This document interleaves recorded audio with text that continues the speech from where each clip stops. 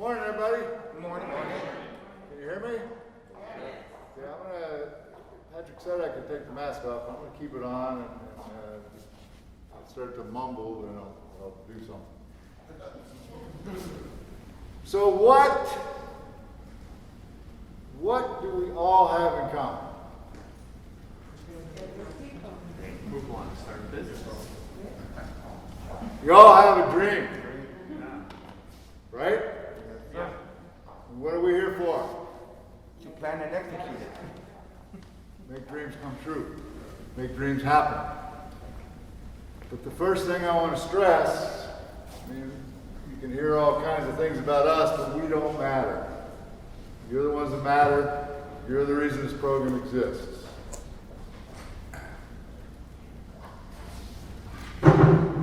What I want to stress is don't look at yourself as an island. Okay, I'm sitting here, I'm listening to what this guy had to say, I'm hopefully learning something. We're all in this together. So my dream is that you start these ventures, you grow these ventures, you succeed with these ventures, you change the city of Milwaukee with these ventures, but importantly, that you help each other as we go. Because what's going to be true? You're going to have similar problems. You're going to have customer problems. You're going to have money problems. You're going to have problems satisfying customers. You're going to have a lot of problems. And we can help each other get through this. Okay? That's what this program is about. Our dream is 500 new ventures over the next couple of years in Milwaukee. And this program is particularly, all are welcome, but you need to understand where we're coming from. This program is for people in disadvantaged circumstances, for people that have a bigger struggle. It's a struggle no matter who you are to start a business, but people that have additional struggles, whether that's because of a disability, whether that's because of lack of resources. We know you can do this. It's not a question. We know you can do this. So our purpose today, we'll be here 6 Saturdays, and if you finish the 6 Saturdays, there'll be follow-on programming to help you with mentoring and consulting and other kind of help from BizStarts. But the first thing we need to do is get everybody on the same page. Some of you know more about starting a business. Some of you may know nothing about starting a business. Some of you have a very clear idea of what you want to start. Some of you have already started. You've been doing it, maybe not as a formal business, but on the side as an advocate, as something that you're trying to pursue, but now you're ready to formalize it and take it somewhere. Some of you are still wrestling with an idea. All are welcome. But here's the key thing. This has got to be a conversation. So you need to feel comfortable jumping in. Don't be nervous. Don't be scared. Whatever question you have, as much as you think, well, maybe my question doesn't matter, I guarantee you 3, 4, 5 other people have the same question. Most importantly, as the speakers come in over these 6 weeks, bring your business into the conversation. If the instructor's up here talking about whatever, and you're starting a candle business, then say, yeah, that's all well and good, but what the heck's that got to do with a candle business? How does that apply? What would I do with that? How would I deal with this problem if I'm starting a candle business? So, work us, use us. Okay? Fair? It's good. You get an amen? Yes. Okay. All right, so I want to start with a quote. How many of you know who Damon John is? Who's Damon John?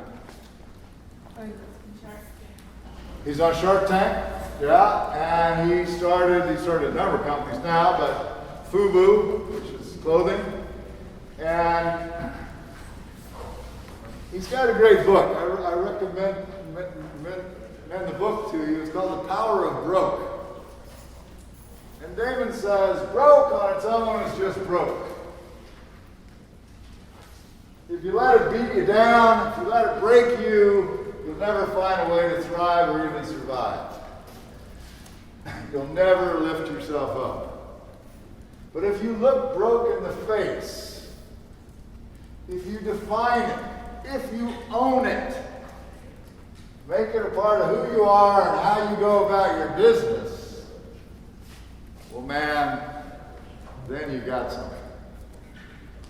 So, to me, the fact that you may lack resources and come from any sort of disadvantage is not something you should deny or hide from. You should own it. Use it to your benefit. Now, the second quote I want to share with you is my favorite quote. A guy named Shaw says, the reasonable man or woman adapts himself or herself to the world.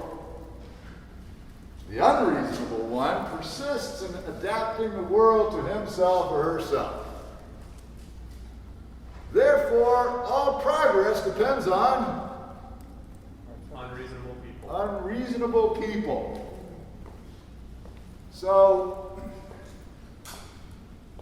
Veronica, what does that quote say to you? What do you think that means? I think it means by me being unreasonable, I can do something to engage society that they haven't thought to do. Yeah, you nailed it. That's exactly what it means. What's it? I don't see your name, please. Jackie, what's it mean to you, Jackie? What it means to me is, oftentimes people will tell you based on the circumstances that you cannot achieve. That is an unreasonable expectation for you to attempt to do something. Well, to me, the unreasonable person would, in fact, do that and show them not only can they help themselves, but they can help others as well. Yeah. It's celebrating the unreasonableness in each of you. Think about that. What I'm trying to say is, look at that last sentence. There is no progress without unreasonable men and women. Do we have homeless people in Milwaukee? Yes. Are there folks that give of their time and their effort and their money to try to help those folks? Yeah, the good people try to do that. Are they fixing the problem? No, they're not. What are they doing? They're just putting a Band-Aid on it. Help people get through one more day. They're not getting rid of homelessness. We're not going to get rid of homelessness till we think different. Till we think different. Because all the solutions that are reasonable haven't worked. So maybe we need to do a little something different. A little something edgy. A little something crazy. That is key to your thinking. Don't just think you got to do something like everybody else does. Fine to start a candle business, but it doesn't have to look like all the other candle businesses. Think different. Think a little unreasonably. I guarantee you, if you're starting a business, your family thinks you're very unreasonable. You're going to start a business. What? Get a job. Keep your job.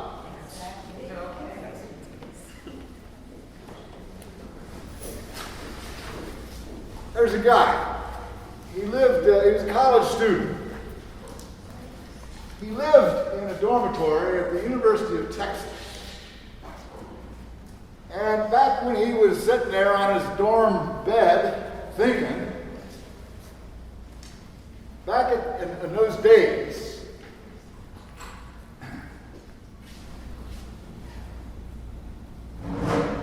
the computer industry was rapidly changing.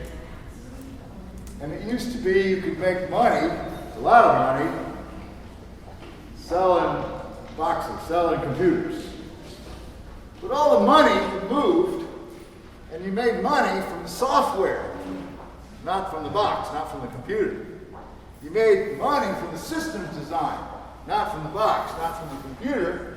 And this kid sitting there says, I don't care. I'm going to find a way to make money from the box, from the computer itself. And there's a principle in business, and you'll find this affects you. The more you standardize what you're making, right? So if you're making candles, the more you standardize those candles, right?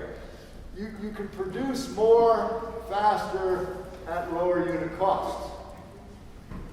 But the more you customize what you're doing, takes more time, takes more money, so you can't produce as much and your costs are higher. Right? That's an old principle of business. Standardize, lower cost, customize, higher cost. This guy said, I don't care. I'm going to find a way to customize the computer, but sell it for less because my costs will be lower, not higher. That's just unreasonable. How do you customize something and lower its cost rather than cost you more to make it? And then, so there's two unreasonables. And this third unreasonable was, well, everybody knows the most efficient way to get products to consumers is through stores, through distribution channels. They do what they do very efficiently. They can do it cheaper than you can. He says, I don't care. I'm not going to sell through distribution channels. I'm going to sell directly to the customer. And at that time, that seemed pretty unreasonable. Who am I speaking of? Michael Dell. Michael Dell. Every part of what I just described was unreasonable. Anybody in the industry didn't take him seriously. Where's Dell today? It's a $50 billion company. Who dominated when this little college kid had this crazy, unreasonable idea? Who dominated the computer business? IBM did. When is the last time you bought an IBM PC? They don't make them anymore.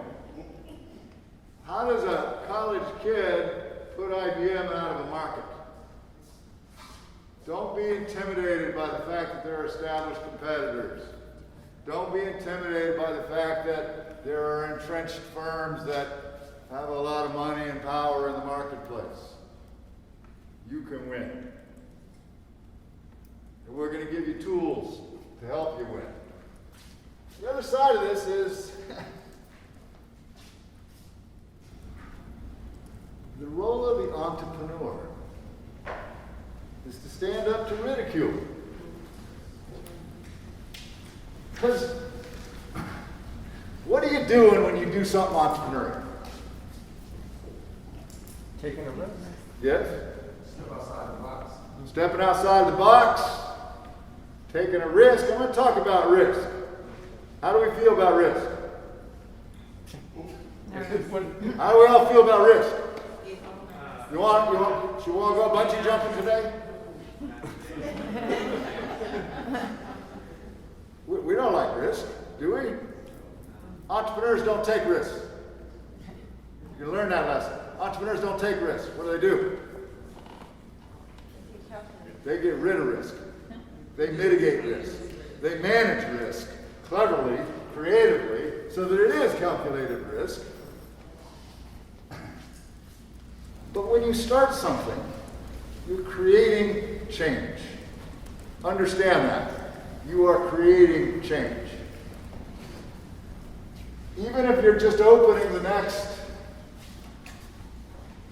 frozen yogurt store in the next strip shopping mall or shopping center on the edge of Milwaukee, out in the suburbs or whatever, you're changing that market. You're changing that competitive situation. You're changing those customers in terms of their solutions. Now, most of us approach change how? Cautiously. I mean, you wake up in the morning going, hey, come on, throw some change at me. No, we resist change. So, did you shave this morning? I did. Did you? And I'm assuming you brushed your teeth. Yeah. Okay. So I'm going to use Tim as an example here, okay? And I'm going to ask Shaquita to help me. Okay. So here's what I think happened. You're going to correct me if I'm wrong, okay? Here's what I think happened. Tim woke up this morning, and he woke up, and he sat on the edge of the bed. And he started pondering, contemplating. And he's thinking specifically, what should I do next? Should I brush my teeth next? Or should I shave next? Teeth, shave, what'd you do first? I brushed my teeth. I'm going to brush my teeth first, then I'll shave. That's pretty much how it happened, right? Sure, yeah. No? I don't think he sat on the side of the bed for a second. No. I think he just got up, stumbled into the bathroom, without making any decisions, automatically. What'd you do first? I brushed my teeth. You had to think about it. I bet he had to think about it. He brushed his teeth first. Why did he do that? Because it's a habit. Because it's a custom. It's an ingrained pattern in his life. He doesn't have to think about it. You ever go to the grocery store and you get to the checkout counter and half the stuff in your cart you don't remember putting in there? It's kind of like mayonnaise. I need it. Right? Our lives are full of patterns. And we couldn't survive if we didn't have them. Life's too complicated, there are too many decisions to make, too many options, too much information. So what is an entrepreneur doing? Disrupting those patterns. So by definition, you get resistance. Expect it. You're not going to have a walk in the park. Competitors are going to resist you. Customers are going to resist you. Your family's going to resist you. The banks, sure as heck, are going to resist you. You gotta resist yourself. You might doubt yourself for sure. What am I doing?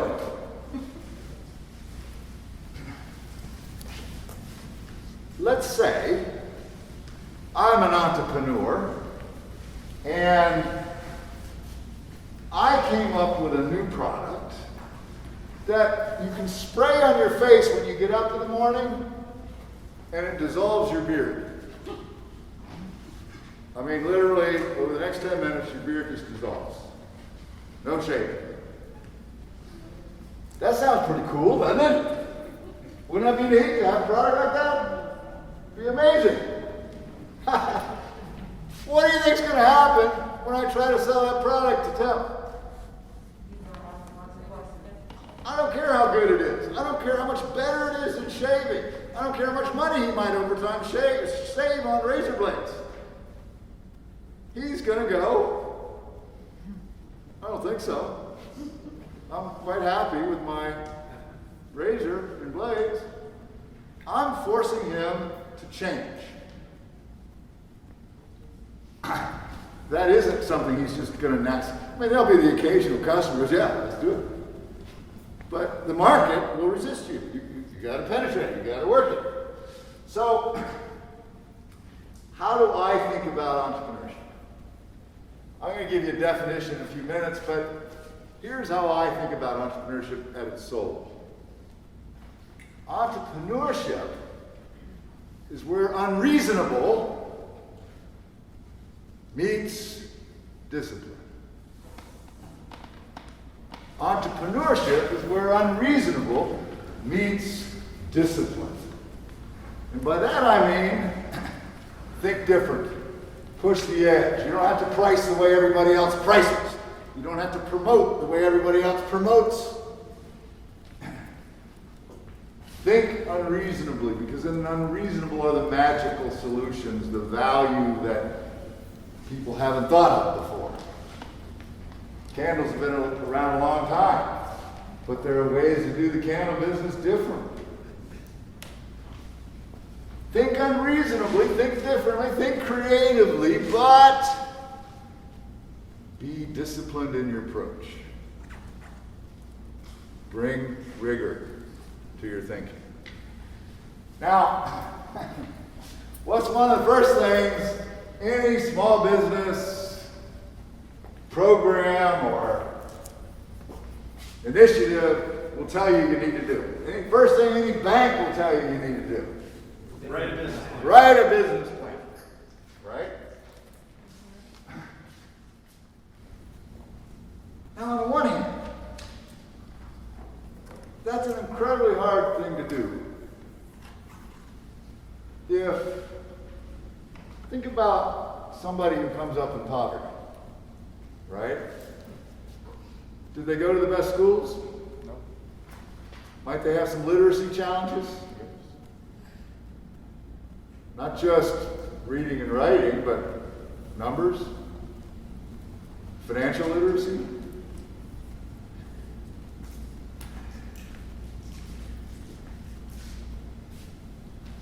And if you don't have much, how do you behave?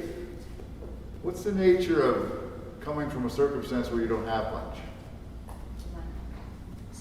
Scarcity, that's the word. Scarcity. There are some weeks where you have to make decisions. Do I pay the rent bill or do I pay the medical bill? Right? And when you're dealing with scarcity and trade-offs and decisions, what happens to your mental focus? It becomes incredibly short-term. I'm just trying to get through this week. I'm just trying to get through this month.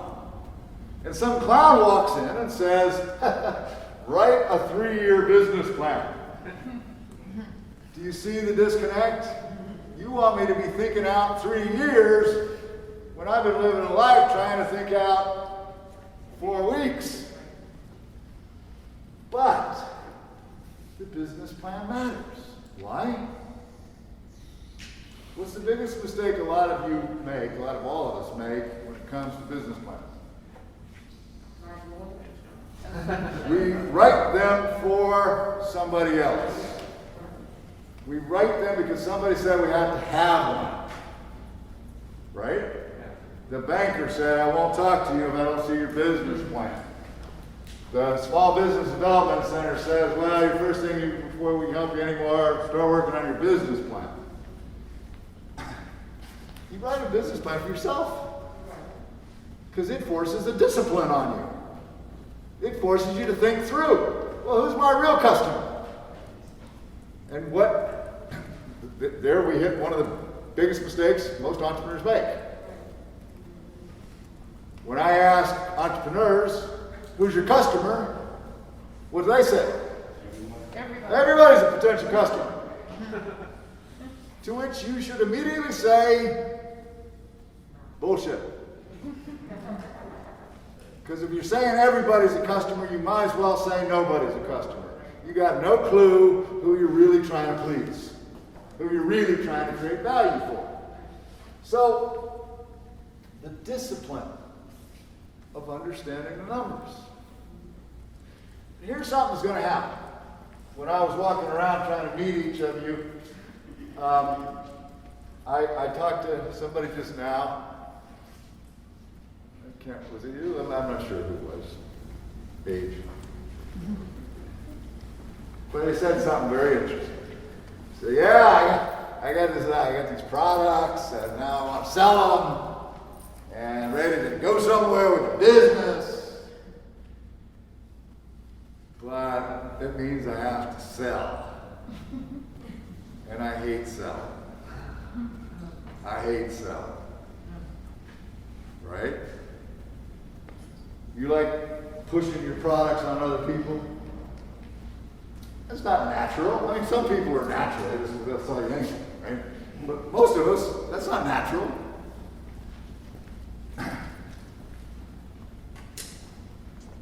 How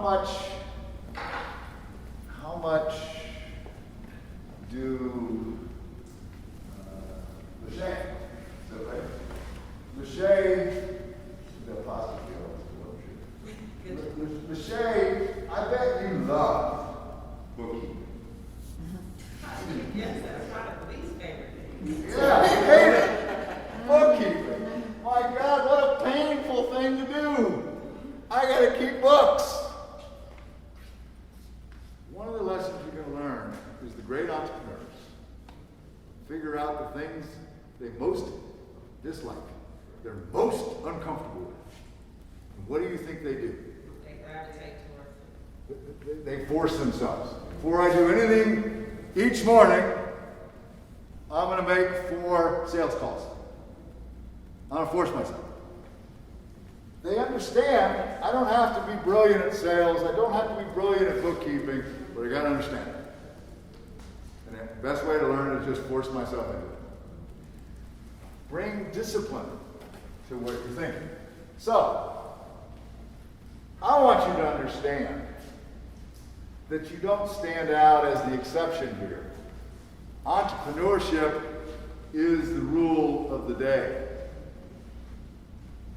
When they look back on the 21st century, what are they going to say? They're going to say that was the entrepreneurial century.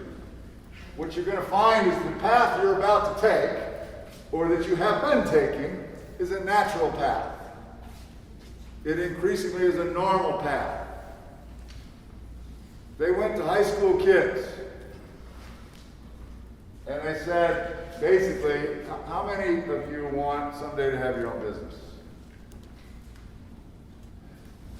I would have thought maybe 10%, maybe 20%, 80%. If I went to high school kids a generation ago and said, how many of you want to start a business? They would have all said, I want a job with the Miller Brewing Company for the next 40 years. I want a job with General Electric for the next 40 years. Start my own business? We have a new generation that sees the world differently, sees their future differently, wants to create, wants to be part of something bigger than themselves. And that's entrepreneurship. So I'm trying to suggest this is a natural path. This is a normal path. The rate of startups across the globe is at all-time highs. We know of the entrepreneurial revolution in China. In China. And that's a friggin' communist country. We know of the entrepreneurial revolution in Vietnam. We know of the entrepreneurial revolution in Uganda. The entrepreneurial revolution in Chile.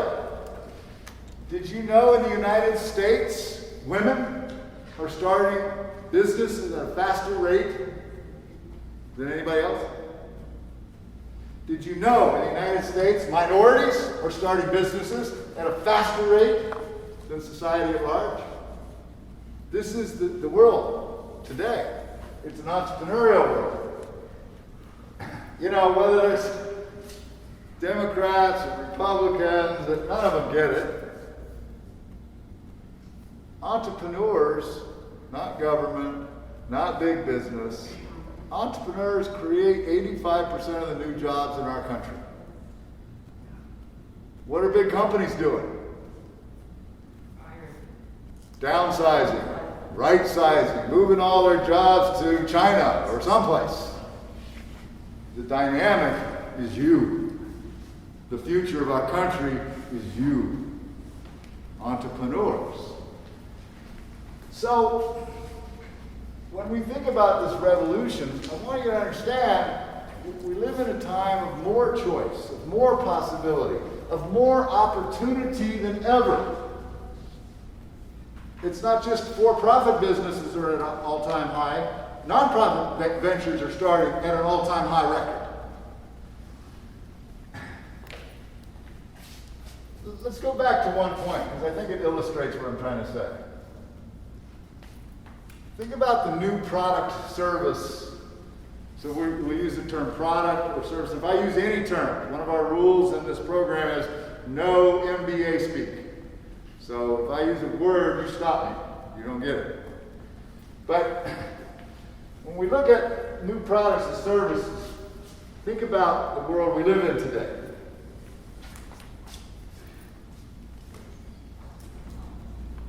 When I was a boy, I would go out to buy a pair, in those days, of what we called sneakers. Sneakers. And I would go to the store, usually the shoe department inside the department store, and I'd go to buy some sneakers, and I had two choices. Black or white, high top or low top. End of story. Now, Zelda, if you went out today to buy a pair of athletic shoes, where would you go? Somebody say Foot Locker? Might you go to Foot Locker? Okay. Actually, you might even go to a store called Lady Foot Locker.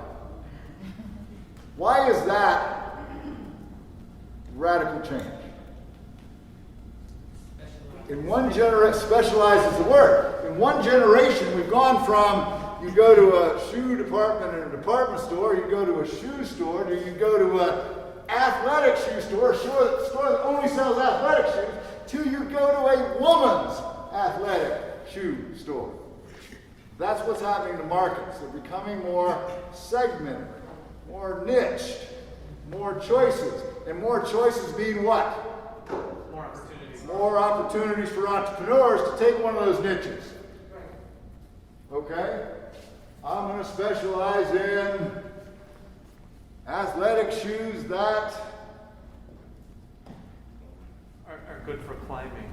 are good for climbing, They have support. that have more arch support, that, Are red, actually. huh? Are red. Are red.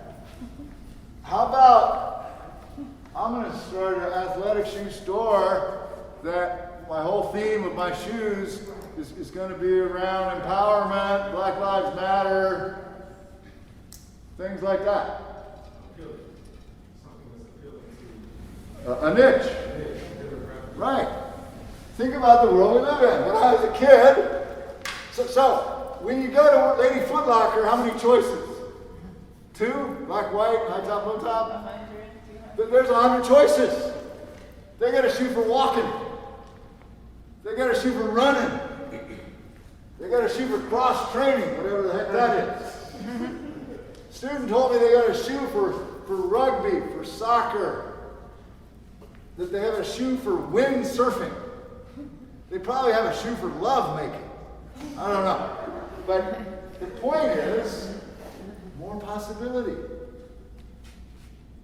Think about walking into a store today, like a 7-Eleven, right?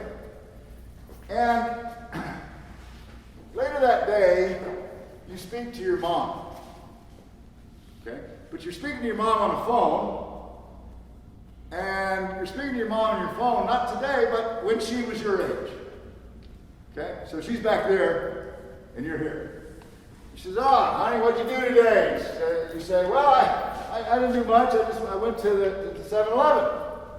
Why'd you go to 7-Eleven? Well, I went to buy some water. Water? People are buying water now? Doesn't it just come out of the spigot?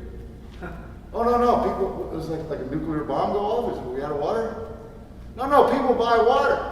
What do they pay, like a nickel for some water? Oh no, it's like $1.10 for a bottle of water. And it took me a while, Mom. Why? Well, there are 9 kinds of water in a store. I thought water was water. Oh, no. There are 9 different kinds of water, Mom. That's the world we live in. More choice, more possibilities. I work a lot in South Africa. I need a hotel for the night. I see a familiar sign up ahead. What do it say? Holiday Inn. I think, I know Holiday Inn. I'll stay there. In short order, you'll discover there are 5 different kind of Holiday Inns today. From the Crown Plaza to the Garden Court to Holiday Inn Express. When I was a kid, you bought Coke. Today, it's, I'll take a Coke class. I'll take a Diet Coke. I'll take a cherry Coke. No, I want a caffeine-free Coke. No, I want a caffeine-free Diet Coke. No, I want a caffeine-free Diet Cherry Coke. You say, shit, I'll just take a Pepsi. And you could stop and say, well, there's too much choice, but that's what people want. And that means more opportunity for you to find a niche, find a place, to find part of the market. Yes? That's why you need to have a business plan, because you need to know who is your target customer. Everybody's not your customer. And your plan should be centered around, those who will, for example, when we talk about reaching. That's right. That means the person has to have a preferred value. So than what someone else is offering. Absolutely. And we're going to talk about this through the program. But I'll give you a quick example of what you mean. What I think you mean. One of the ladies that's in our program, we have a program exactly like this in South Bend. We launched one exactly like this down in Baton Rouge. One of the ladies that we work with in South Bend, I learn all the time. I learn from you. But I learned a new word I didn't know. Microblading. Microblading. You ever heard that word? You ever heard that word? I don't think any man has ever heard that word. You heard it. Okay. So microblading is, it's not quite a tattoo, but you're just going to the first layer of skin and you're doing some crafting here where you take people who have crappy eyebrows and they don't like their eyebrows and you make them beautiful. Okay, so she started this microblading business. I tried to convince her to use a different word than microblading. It just sounds painful. Yeah. But she's doing okay. But what's the key to her business? Segmenting the market, right? How does the market for eyebrow crafting segment? Yeah. It changes it takes away the work of a woman having, a person having to do their eyebrows. So I don't have to do much, and they'll be beautiful, and they'll be whatever color I want them to be, and I can upgrade them every 6 months, a month, or whatever. So, but my question is, why does she need to segment the market? What do you mean segment? That's the question. How do you break the market down? Because that's what you're saying. We got to break the market down, right? Well, what have we discovered with working with her? Well, there are 3 different segments. She's identified one segment that's younger women, typically between 17 and 25, maybe out of school and starting work, worried about their appearance and attractiveness, right?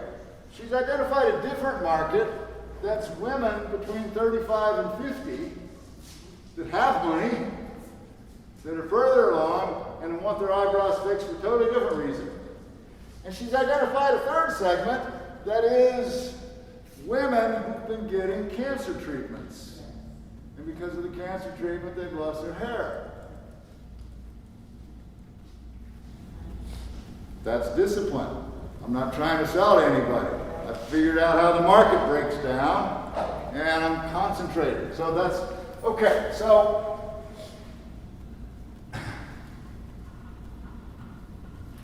what I want to stress then is that youth, people who start businesses, are the heroes. That hero word is way overused these days. But as you'll see in a few minutes, this is not an easy journey. It's a journey of twists and turns. It's about questioning, about challenging conventional wisdom, how it's always been done, why you should buy from me when you're quite happy buying from somebody else. It's taking responsibility for change. It's the essence of the human spirit, to create something of your own. What I'm going to try to show you is the empowering potential of entrepreneurship. The empowering potential of entrepreneurship. So, when I say empowerment, I'm talking about creating your own job, creating your own future, creating your own wealth. Not waiting on somebody else, not expecting somebody else to do it for you, not working for the man, but creating your own sense of pride and self-worth, creating your own identity. Believe me, as your candle business flourishes, your self-identity will change. You'll see yourself as, I'm an entrepreneur. I'm an employer. See that building over there? It's got my name on it. To create jobs for others. One of the things that most inspires me working with folks who come from more disadvantaged but are trying to start a business. I rarely run into entrepreneurs going, shit, I can't wait to make a bunch of money. They all want to make money. But it amazes me and inspires me how much the ethic tends to be, I want to start this business because it'll help my community. I want to start this business because I'm going to employ kids in the neighborhood. Yes. I want to start this business. And we find that that's true. That if we get more entrepreneurship happening, crime rates come down. Neighborhoods stabilize. Kids stay in school longer. There's a lot of additional benefits. So, it's about empowerment, but it's also about transformation. Changing markets, changing business practices. What do I mean by business practices? When you go to the bowling alley, you ever been bowling? Yes? How do they charge you? It's a flat fee of X dollars per game, and a game is 10 frames, and you get to throw twice each frame, right? So it's a flat fee, right? I'm an entrepreneur. I can price any way I want to price. Why don't we charge people based on how many pens they knock down? Now you immediately hear what I just said and say, that's stupid, right? People just knock down fewer pens and don't have to pay as much. No, they won't, because people are competitive. But my point is, take the crazy idea and work it, massage it, and maybe you can find a way to really create some value with it. Transforming your family. I'm always stunned at how many entrepreneurs, their early stage workforce is their sister and her aunt their 2 children, and they drag their husband in, whether he likes it or not. Transforming a community, transforming the economy. So, my point is, it's an entrepreneurial age that we live in. And the people who get that and are prepared for that are the ones that are going to do the best. So, think about this. Over the next 6 weeks, we're going to share a lot with you. Nuts and bolts, blocking and tackling, how to create a business. What do you think is the hardest thing, if you're in my shoes, to teach when it comes to entrepreneurship? I'll tell you, it's not bookkeeping. It's not how to penetrate markets and organize your marketing effort. It's not how to set up operations. It's not whether we should register you as an LLC or as a sole proprietor. And believe me, those are the only 2 choices you want to look at. People will waste a lot of time with a bunch of other choices. You don't need that. But the hardest thing to convey, and the thing that will be the steering rudder that gets you through this journey, is the entrepreneurial mindset. The entrepreneurial mindset. And when I say mindset, I'm talking about a way of thinking and a way of acting. Now, when somebody says, think entrepreneurially, what does that mean? When somebody says, I need to have the mindset, the entrepreneurial mindset, what are they talking about? The problem is, it's one of those things people always use, but they never explain. It's kind of like, be entrepreneurial. And my mom said you can't define a word with the word, right? So here is exactly what we mean by the entrepreneurial mindset.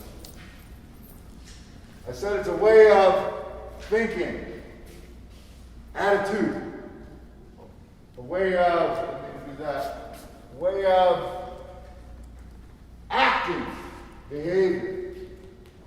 So what are we talking about, attitude and behavior?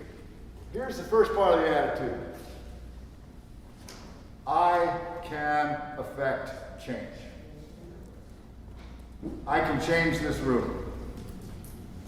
I can change my church. I can change my neighborhood or my apartment complex.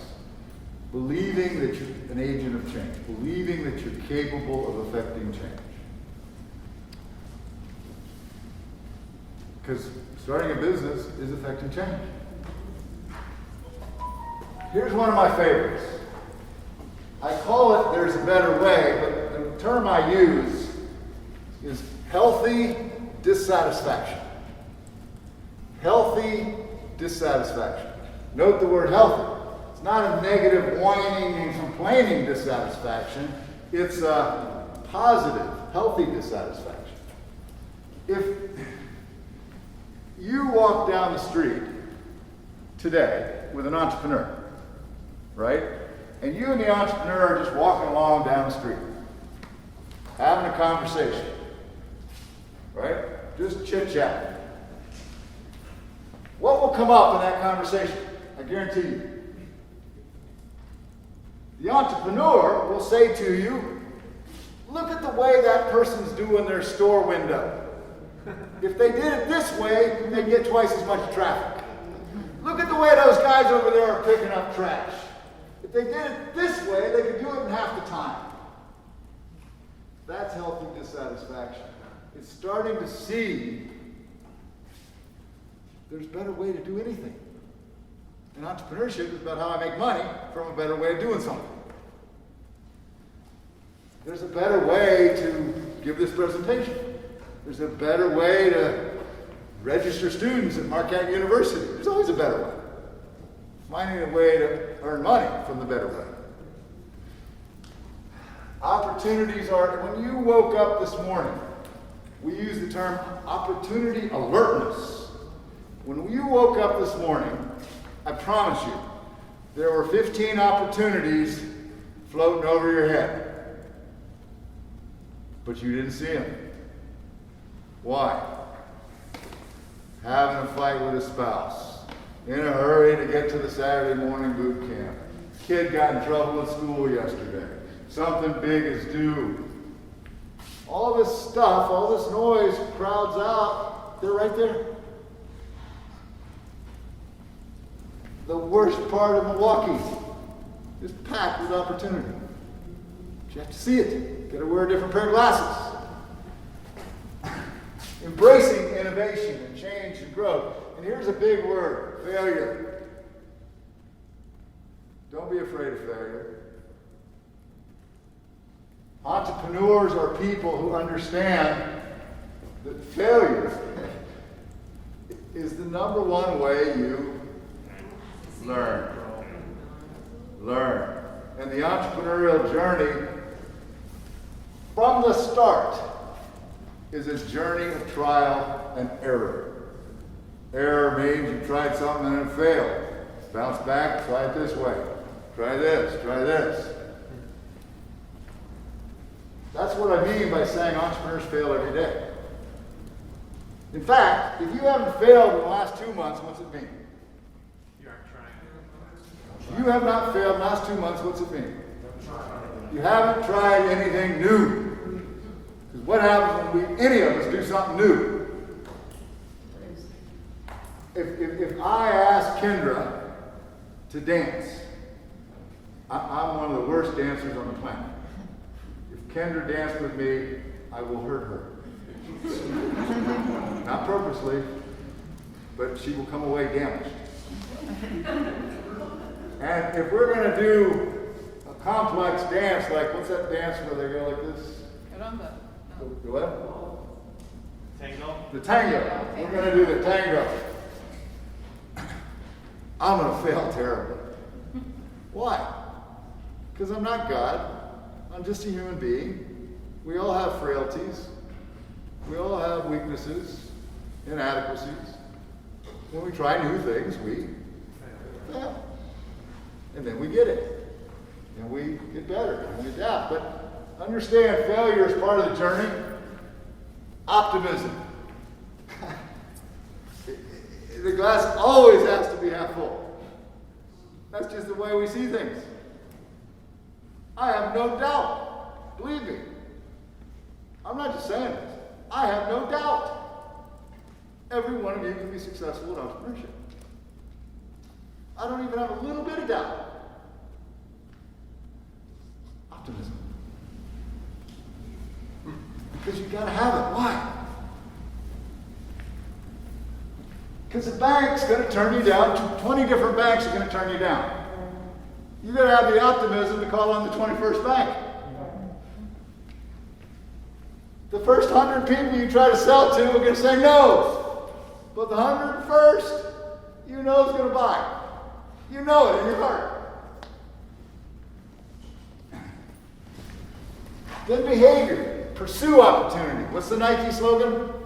Just do it. Go for it. Try it. But try it differently. Try to innovate in the way you do things. Not just in your products, but in the way you do things, the way you do your marketing. Perseverance. You know, on the failure thing, did you know Walt Disney was bankrupt before there was ever Disney? You ever heard of Hershey candy? Milton Hershey was bankrupt before there was ever Hershey chocolate. But a lot of it is perseverance. You'd be surprised at how many entrepreneurs succeed because they just outlast all the opposition. They hang in there. And then the big three. The big three. Leveraging. What's that sound like? That's a fancy word. What's leveraging sound like? Using other people's resources. That's exactly what it means. So, think about me up here in the front of the room, and there's a big boulder right here. And I'm trying to move the boulder, right? And I just don't have enough strength. But I get a piece of metal or a piece of wood, and I lodge it under the boulder, and I can move it. The piece of metal or wood is called a lever, hence leverage. Leveraging means, here's one of the rules of the entrepreneur. If you need something, what's the last thing you do? Pay for it. Buy it. Pay for it. If you need something, the last thing you do is buy it or pay for it. Some things you have to buy. But your mindset is, from the get-go, how are all the other ways I can get the resource without buying it? How do you get a resource without buying it? I have an entrepreneur in South Bend. He's a chef. He's a catering business. Does seafood, does barbecue. And when he goes to register his business, he made the mistake of registering it with the city. Not that you should register your business. But the minute the city saw that it was a restaurant type business, they said, he gets all these calls, and you can't cook in your house. You can't run a cooking business, get out of your house in South Bend, Indiana. So, what's he do? He has to leverage. He needs a kitchen. He needs to rent space to get a kitchen. He ain't got no money to rent space. That doesn't stop him. That's just the start of the discussion. Today, he's got a growing business. He does all his cooking from a church kitchen. The church uses that kitchen not many hours of the week. So he goes in and schedules time to use their kitchen in the downtime when they're not using it. That's leveraging a resource. Resource leveraging. So whether you're borrowing it, you don't use that truck of yours at nighttime. Could I use it at nighttime to do my... Whether you're sharing it, one of my favorite entrepreneurs in South Africa, the guy that we've worked with now, he was one of the first persons we ever worked with in South Africa. And when we first worked with him, he was teaching school in the shanty towns, in the townships, were abject poverty. And he decided he wanted to be an entrepreneur. So first he's selling computers out of the trunk of his car to other teachers. But his dream was to bring computer literacy to the impoverished shanty towns in South Africa. And these shanty towns where people just squat on the land, and they build a shack out of timber and corrugated metal, and 10 years later there's 1.5 million people living there. Dirt roads. He's trying to bring computer literacy there.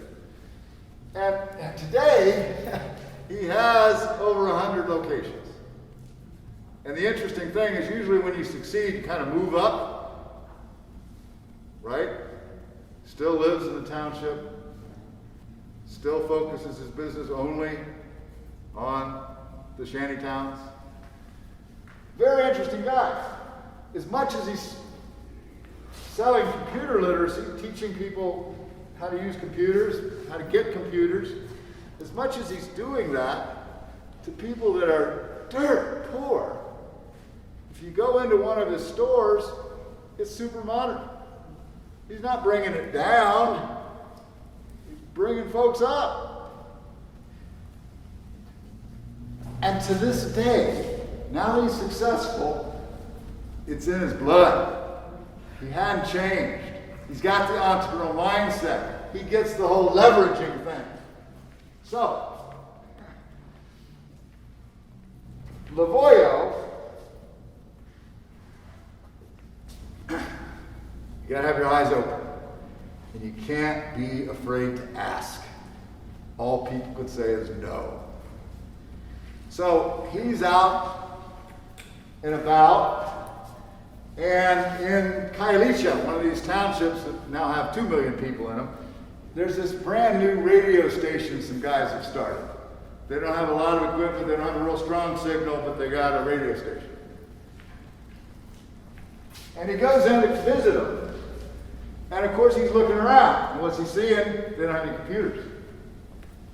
And he's talking to some of the team, the staff there. They don't know how to use computers. So what's he say? What's Lavoio say? I'll tell you what. I'll give you some computers, and I'll teach your staff how to use those computers in exchange for advertising on your radio station. That would have been obvious, but he's even more entrepreneurial. He says, I'll give you computers and some training if you give me a radio show. A radio show. So he starts doing this radio show 15 minutes a week. And the station owner plays music and some talk. He starts doing this radio show on technology. And who would think poor people living in the shanty towns would care about to listen to a radio show about technology? He doesn't talk about himself. He doesn't talk about his own products. He talks about what's happening with technology. That's the #1 radio show on that radio station 10 years later. He does it an hour a week. How much? It was 15 minutes to begin with. How much business has he gotten from that clever leveraging tactic? Lavoio will go to a lady and he'll knock on her door. She's living in a shack. And he'll go, you don't have a computer, you don't know how to use computers, but you really would, I can help you with that. So he gives her a computer, he gives her free computer training.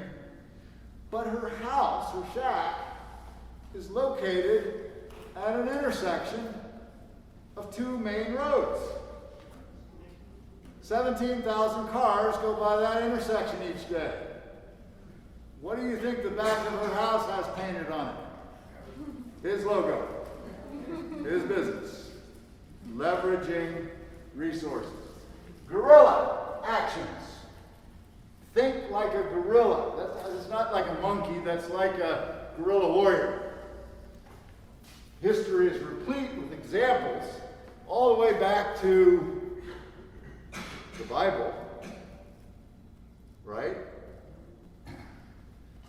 And the story of David and Goliath. How does the little guy, the under-resourced guy, beat the big giant? Got to think different. Got to think cleverly. You got to take advantage of what you do well. You're young, you're fast.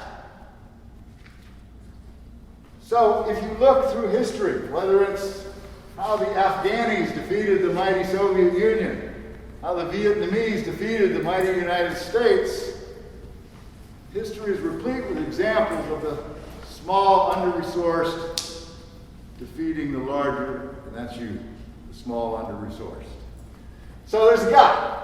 What do I mean by guerrilla actions? Here's an example. There's a guy. He's starting a restaurant. Wait a minute. Time for some removal of myths. Okay? You will have people. I hope you don't have any people over the next 6 weeks, but you will have people who will stand up in front of you and say, did you know 98% of startup businesses fail? You ever heard something like that? Yes. It's utter crap. There's not a single shred of truth to it. What do you think the new business failure rate is in the United States? How many, that is, businesses don't get through 5 years? 30%? 45 to 55%. About half. It ain't 98%. About half is still high, but it's manageable. If it was 98%, I wouldn't be standing here because I'd be doing you a disservice. And we know some other things. If you can get to 2 years, there are what we call thresholds. If you can get to 2 years, your probability of success goes way up. If you can get to 5 years, your probability, if you can get to 10 employees, your probability of success goes way up. So there's myth 1 gone. Here's myth 2. You have people come and stand in front of you. They usually wear all black.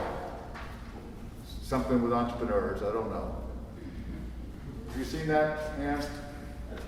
So they come in all black and they stand in front of you and they go, I'm an entrepreneur. You're not, you're not, you're not. I am. I was born this way. To which you should politely say, bullshit. Entrepreneurs are not born. Get that out of your head. You don't need to have that self-questioning, that self-doubt. Do I have the right genes? There are no entrepreneurship genes. They've done 45 years of research on the psychology and the sociology of the entrepreneur, and there isn't one shred of evidence to suggest entrepreneurs are born. They're made. They're nurtured. Now, does that mean everybody has the ability, like Richard Branson, to create Virgin? Does everybody have the ability that Michael Dell had to create a $50 billion? No, those guys might have some God-given talents that allow them to create something huge and amazing, but anybody can start a successful business. In fact, let me take the mystery away. Starting a business, anybody can do. A monkey can do it. I got farmer's wife Betty. Farmer's wife Betty lives out on a farm. And what does she like to do? She likes to quilt. She makes quilts. Right? And her nephew creates a website for her. Suddenly, she's in business. So starting a business is not hard. Now, making a go of it, making money from it, succeeding, that's why we're here. So, if we come back to the failure thing, failure rates around 50%. But they vary by type of business. So, let me give you an example of the type of business that has a higher failure rate. Restaurants. Bingo. Restaurants do have a higher failure rate. So, here's a guy and he's starting a restaurant. And he puts all his money, everything, his heart and soul into the restaurant. And he runs out of money. And he hasn't opened yet. Put everything he had into the facility and kitting out the place and getting the menu together. Got some staff, he's ready to go, but he's out of money. And it's a tough competitive business, so marketing kind of matters. And he hasn't got a penny for marketing. Nothing. And he's nervous. He's about to open. I can't promote myself. So, when in doubt, have a party. He decides to have a party. He's going to have a party at his new restaurant. Right before the grand opening, he's going to have a party. It's going to be a fun, festive, free party. So people come and you have food and booze and drinks, a lot of fun, festive. But he only invites one kind of person to the party. I didn't hear you. Restaurant owner. No, he did not invite restaurant owners. Those would be his competitors. He invited every hairdresser in that town. Now, what do hairdressers do all day? They talk. And they talk, and they talk. Have you ever had a dead quiet haircut? No. Doesn't exist. So these hairdressers are on their feet 8, 9 hours a day talking. And what do you think they're going to talk about for the next 6 months? This amazing restaurant. You go into the hairdresser and, what do you do? Well, Fred and I went to this restaurant last Tuesday. No, forget that place. You got to go to this place. It's amazing. That's guerrilla. That's how you must think. You can accomplish amazing things without spending a bunch of money. Don't let that be the cop-out. Too many discussions of entrepreneurship start with, well, I just don't have any money. It's all the bank's fault. Well, banks aren't very helpful, but that's not the fault. It's how you look at it. It's your mindset. I'm surrounded by resources. But do most people look at hairdressers and see an advertising medium? No, they see hairdressers. You got to put on a different pair of glasses. There's all kinds. That church is not a church. That's my production facility. That hairdresser's not a hairdresser. She's my media. So think guerrilla, think leverage, and don't think risk-taking. I never met an entrepreneur who said, hey, let's go take some risks. Entrepreneurs are brilliant risk mitigators. And we're going to share some techniques to help you lessen your risk exposure. And here's something I want you to take to heart. Way too many people, when they focus on entrepreneurship, focus on the upside. How much we can make. How big this could be. Don't focus on maximizing the upside. Focus on minimizing the downside.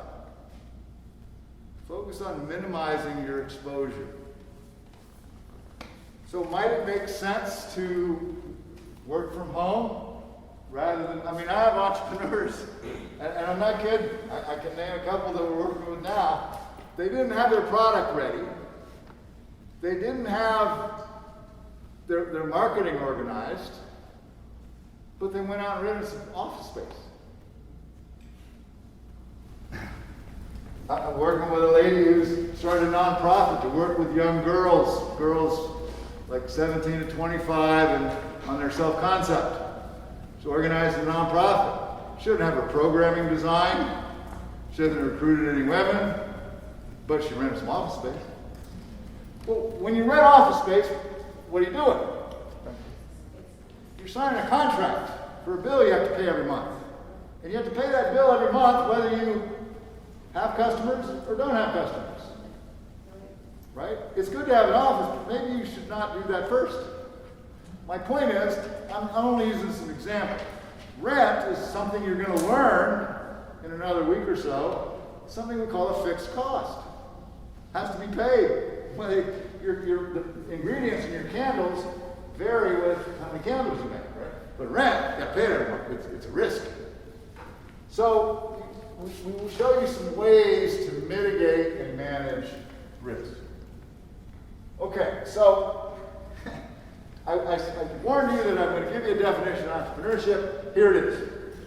Entrepreneurship is the process of creating value through unique resource combinations to exploit an opportunity.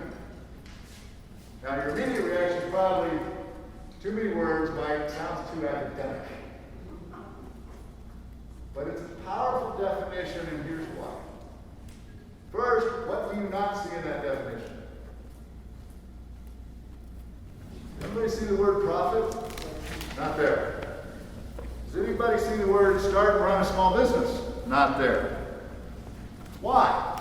Because entrepreneurship takes lots of forms. Social ventures, tech ventures, family ventures. Habitat for Humanity, you know that business? That's an entrepreneurial, at one time was an entrepreneurial startup. happens to be a nonprofit, but they don't measure their performance in terms of profits.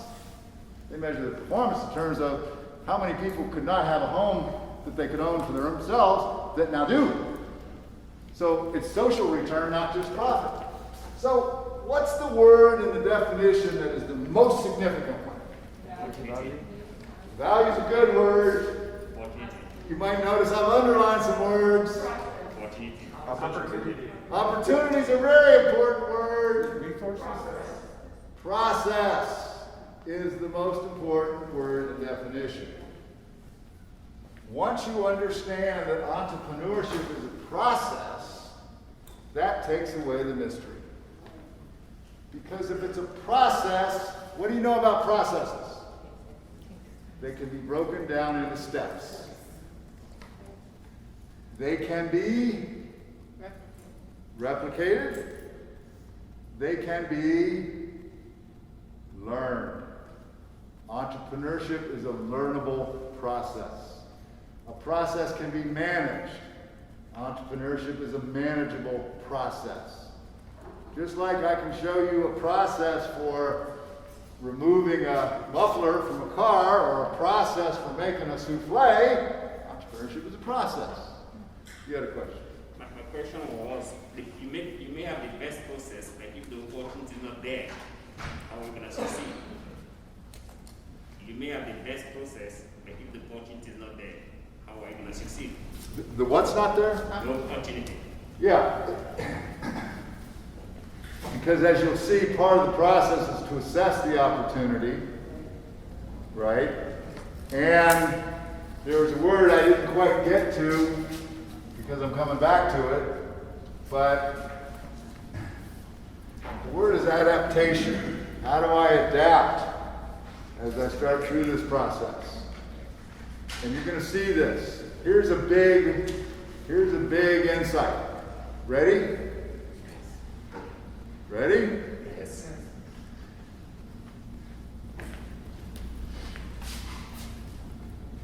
You see, entrepreneurship is a process. I'm going to show you the process. In fact, I can show you the process.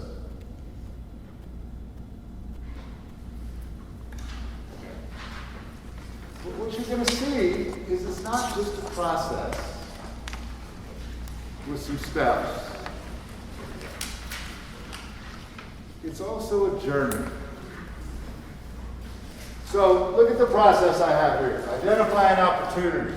Come up with a business concept. Assess the needed resources. Acquire those resources. Launch the venture. Learn how to manage and grow and adapt it. Exit the venture. Pass it on to my kids. Sell it. Whatever. Each of those is a steps, and we have tools in each of those steps. That's important because it tells you anybody can do this, because it's a process that's learnable and manageable. It's not mystery, it's not pixie dust, it's not about being in the right place at the right time, it's a manageable process. But, what do I mean by saying it's a journey?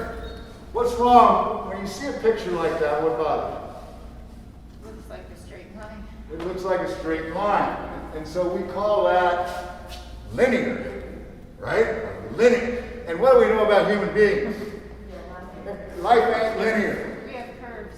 We have curves, and we have setbacks, and we have... We'll talk about that in a minute. That's what I mean by the journey. The reality of the journey. But let's say that... Let's say that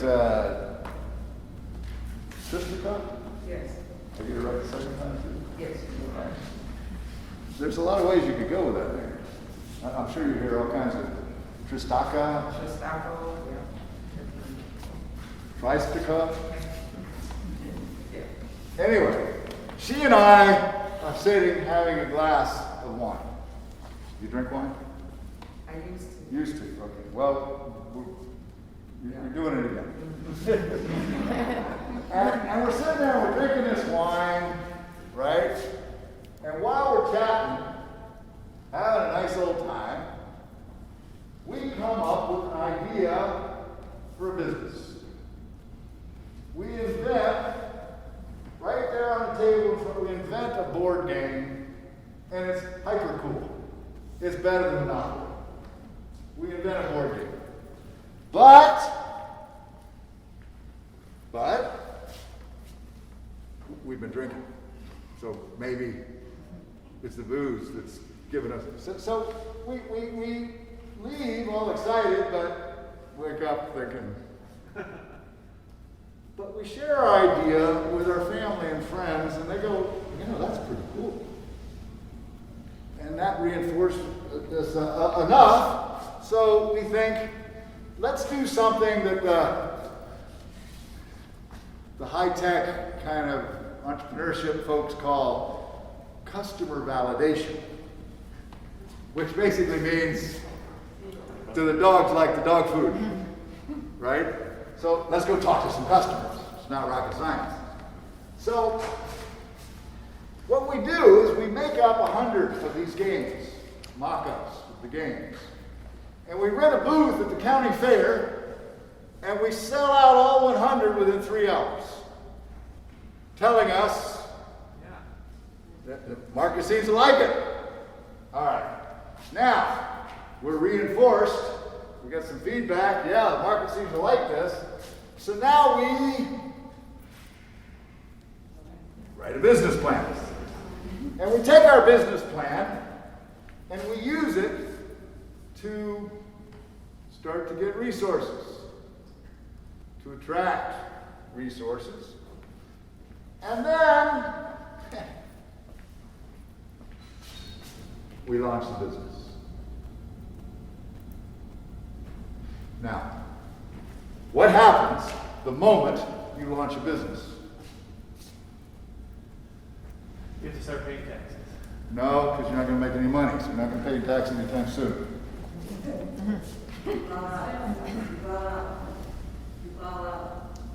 You get a set what You guys, so what happens when you run your business? it's the first day, it's the first week, it's the first month. Sometimes you disagree with something you made or make a point. Yes, you do. And you fall out, and the business is go apart. So, Veronica here, right? Veronica's a beautiful person, right? But at the end of the day, is Veronica God? Is she divine? Or is she just a human being? I'm sorry, Veronica, but you're just a human being, right? And what is that? It's a good place to just sort of stop and take any questions you might have not asked. What would you like to ask? Yeah. I always wonder about this, you want to persevere and, be, and keep going, but then when do you know it's time to just throw in the towel? Or is there a time to just, it's not a good business if it's not working? Yeah. How do you know if you're not working it or it's not working? I don't think there's any one signal, but. Oh, I'm sorry. Sure, Patrick. What she said is, okay, I understand it's about perseverance and passion, but when do you know when to throw in the towel? That it isn't going to work. And I think it's the economics of it. We're going to teach you something called your profit model, and you'll understand the components of the profit model. And as we look at that, you'll see that as you learn more things, that it's always about adapting and adjusting, but you may simply have run out of fuel and not be able to go much further. But it's because the variables that you have to play with, no matter how much you adjust the dial, you can't make money from the business. And you'll see that when we introduce this profit model idea, because it has 4 things. If those 4 usually one of those can be adjusted in a way so that at least you can get by. But, so let me give you a quick example. When you think about your business, right? Think about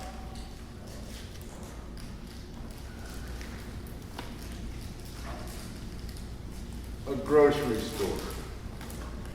How does a grocery store make money? Sell food. Well, they sell food, that's right. So I need to be clear, I'm sorry. So, with a grocery store, when they sell a can of Campbell's soup, how much money do they make on a can of soup?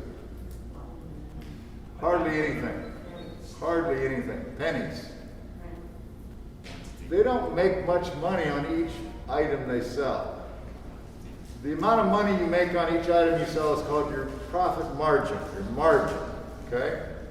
Their margins are super small.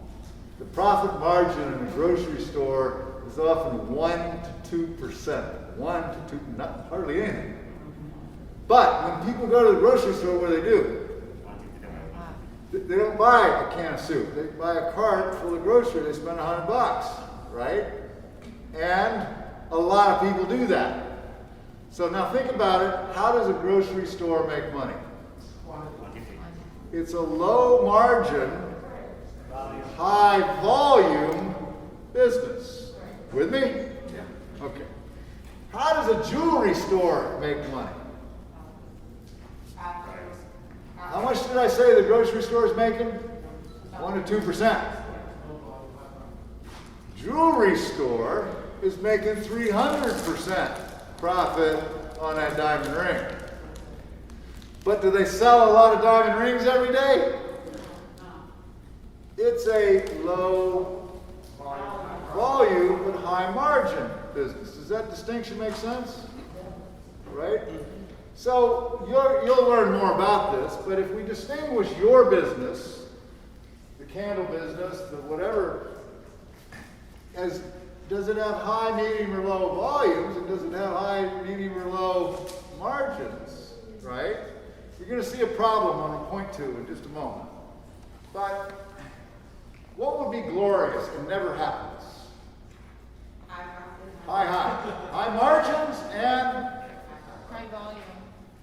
it's not profit, it's how much you're making per unit, per sale, per transaction, per candle sold. High would be like nirvana.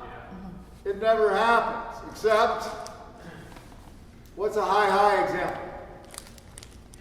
Apple with the iPhone. Where do they make those Apple iPhones? In China. How much does it cost to make one? It's under $100. What do they sell it for? A lot of $100, right? So, big margins, and they sell a boatload of them. That's why Apple has more cash on hand than the U.S. government. It never happens, but when it happens, it's like a beautiful thing. So high-low will work, and low-high will work. Medium will work. High will work. What won't work? Low.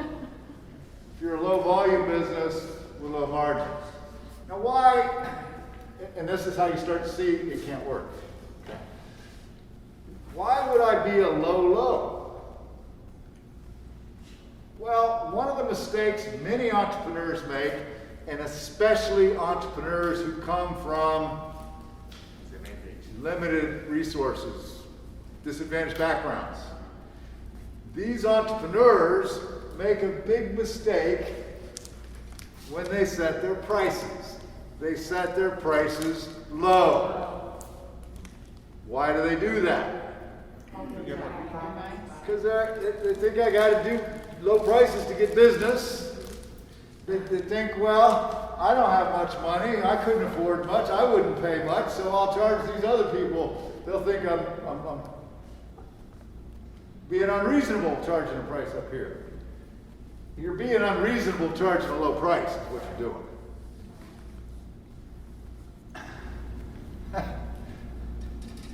Think about being unreasonable. Remember I started with that? When demand is down, what do? You usually lower your price, right? You may think coffee consumption in the United States is up. Coffee consumption long term has been declining. And it has been declining for many years. And yet, despite the fact that coffee consumption was down, and you could buy a cup of coffee for 90 cents, Starbucks comes along and says, have a cup of coffee. That'll be $4. Do you think that $4 price has anything to do with the costs of making a coffee? Nothing. Nothing. Costs aren't even in the equation. Why are they able to charge $4 for a cup of coffee? It's friggin' coffee. Yes.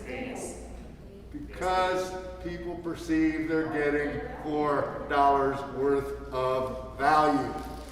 So protection.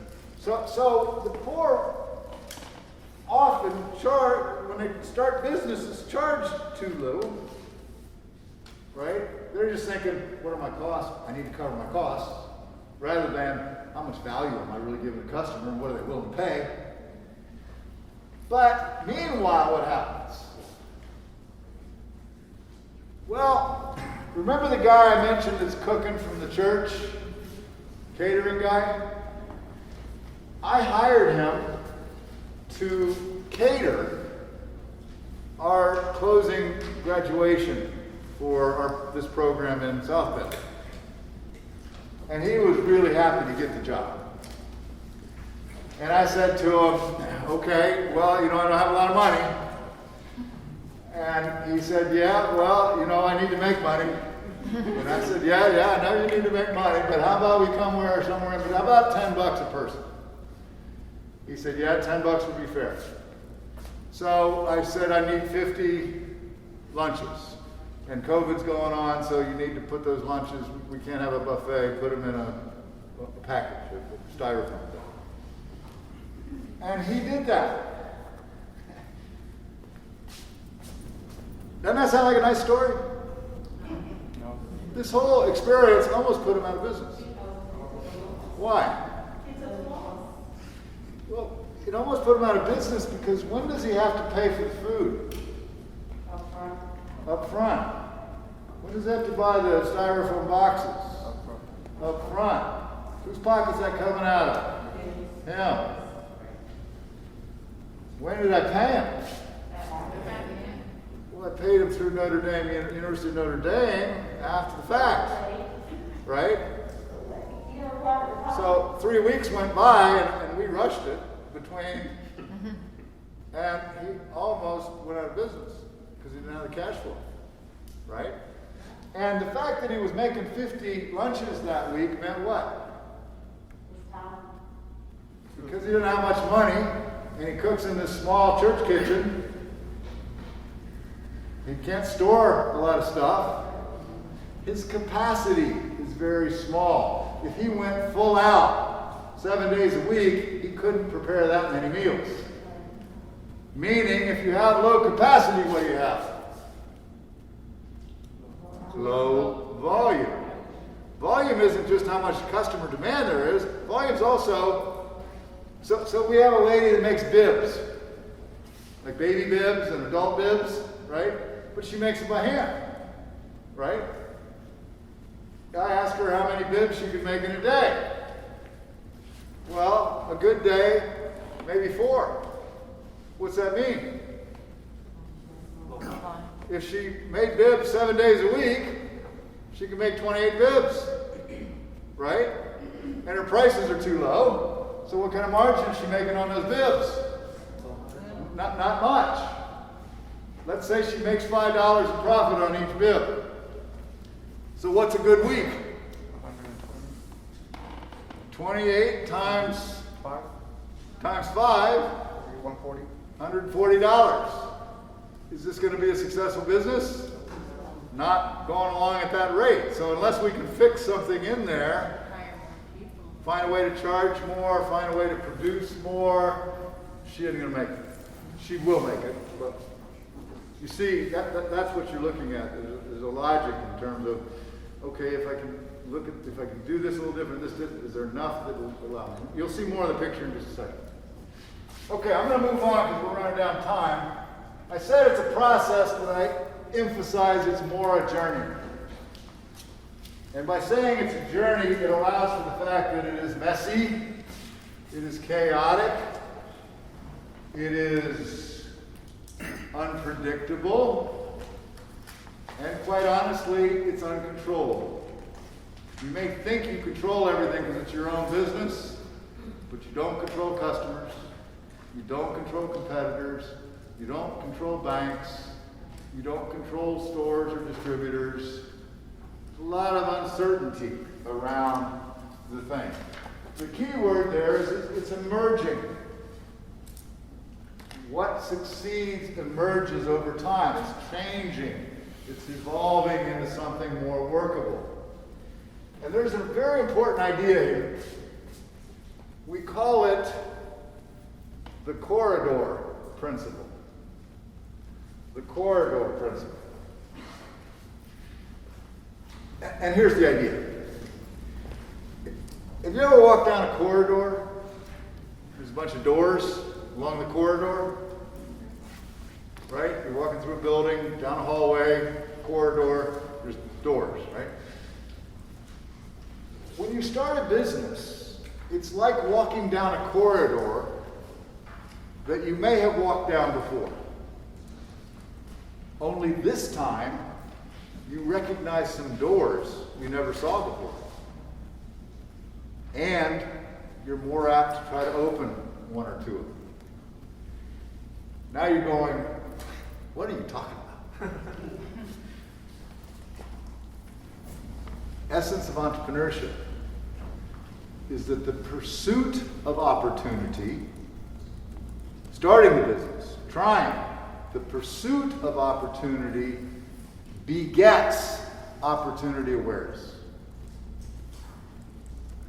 Because you're on the journey, you will see some doors, you will see some opportunities that otherwise, had you never started the business, you would never have recognized, you would never have noticed. And you will open some of those doors, and they'll take you down a different path that can be the path to real success. So that's a cool idea, and it very much describes the entrepreneurial experience. You start to see opportunities while you're on the journey that you didn't notice at first. And let me give you my favorite example. This is one of our entrepreneurs. So when you start a business and you have nothing, what happens? What kind of businesses do you tend to start?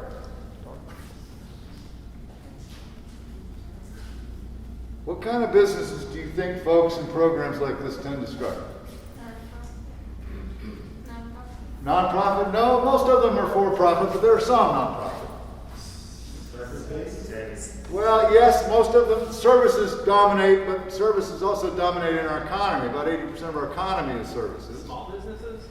Well, yeah, they're all small.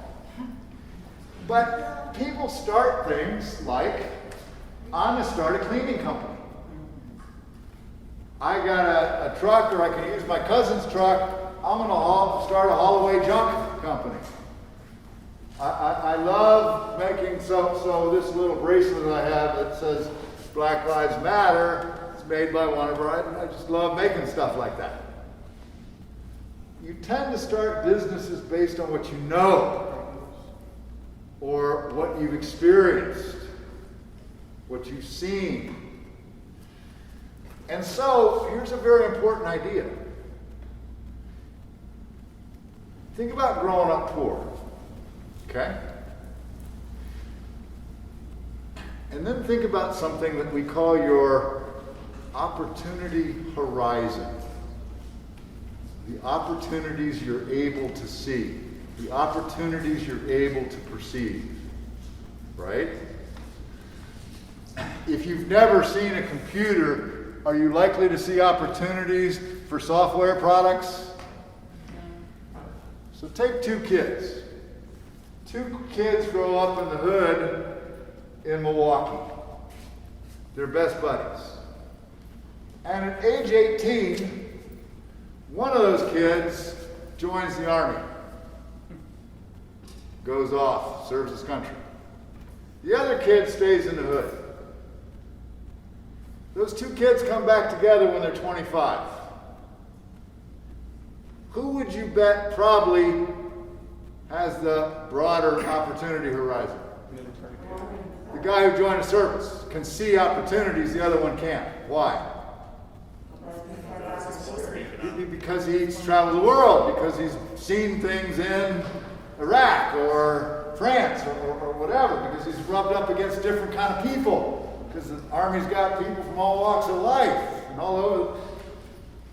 So that's part of what we're trying to do, is expand your opportunity horizon, help you see opportunity. And here is what I mean by the corridor principle in practice. So we had a lady, and she starts a cleaning business. Okay?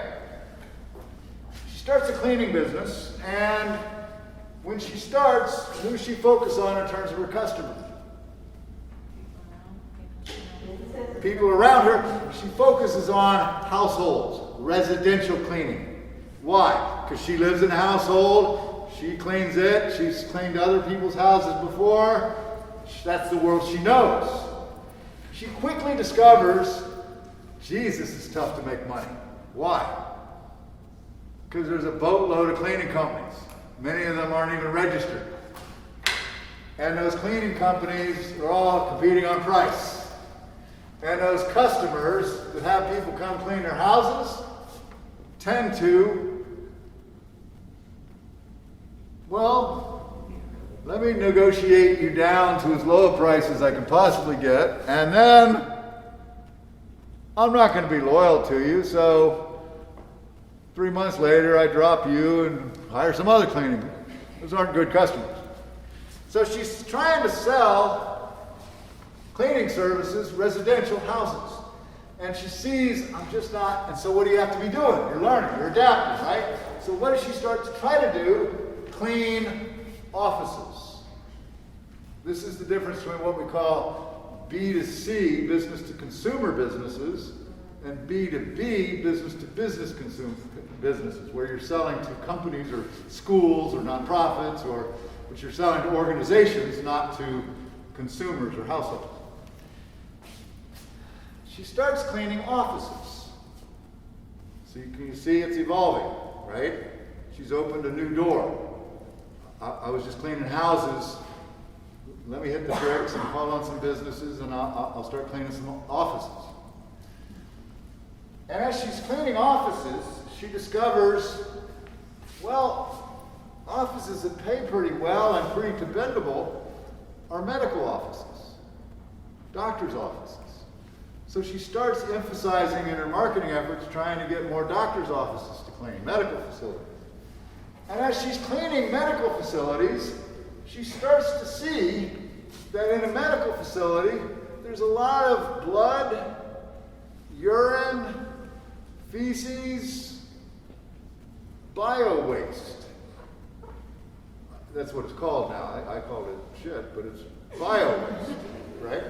Well, in the cleaning business, you can get a special certificate to clean up bio-waste. And in cleaning up bio-waste, you can charge 4 times more per hour for your cleaning services. Do you see how this is evolving? Her opportunity window is changing. She's starting to see opportunities where they really live. Not in cleaning the houses, not in cleaning the offices, but in cleaning the bio-waste. Right? But she keeps going down this opportunity corridor, this corridor. She sees new doors. So now what? Well, she starts thinking to herself, since I've been doing this, I met a lot of people in the cleaning business. What if I start training and certifying people to clean up bio-waste? You see what happened here? She's built a successful business. Does it look anything like what her original idea was? Do you see the opportunity corridor? But she would never have seen these opportunities had she stayed on the sidelines and not launched the business. That's the story. Okay, so it is emergent. It is messy. It is chaotic. I think one of the best ways to describe the entrepreneurial journey, ups and downs, peaks and valleys, good moments, terrible moments. One of the best ways to describe the entrepreneurial journey is it's like being an actor in a play where there's no script. It's like being an actor in a play where there's no script. It's Wednesday. There's no script for today. You got to figure it out. How much time should I spend calling on customers? How much time should I spend producing? How much time should I spend record keeping and recording my transactions? How much time should I spend trying to deal with suppliers? I'm learning. Okay, so we're getting towards the end. Here's a key question. Some of you have started a business already. What's it like when you first start a business? What's it like that first day, that first week, that first 3 months, that first 6 months? What's it like? Confusing? Exciting? Scary?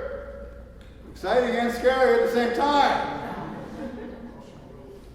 Yes.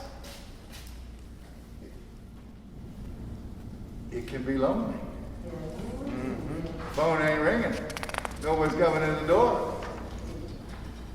So here is a bit of what it's like. It's ambiguous.